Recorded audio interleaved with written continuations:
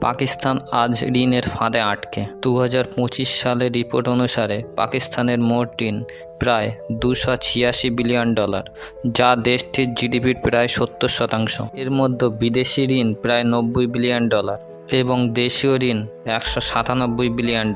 সবথেকে গুরুত্বপূর্ণ প্রশ্ন, এত ঋণ কোথা থেকে এসেছে? IMF প্রায় $8 থেকে $9 বিলিয়ন ঋণ দিয়েছে। IMF-এর ঋণের শর্ত অনুসারে কর বৃদ্ধি, ভর্তুকি বন্ধ আর সাধারণ মানুষের জীবন আরও কঠিন। চীনের ঋণ প্রায় $28 থেকে $30 বিলিয়ন।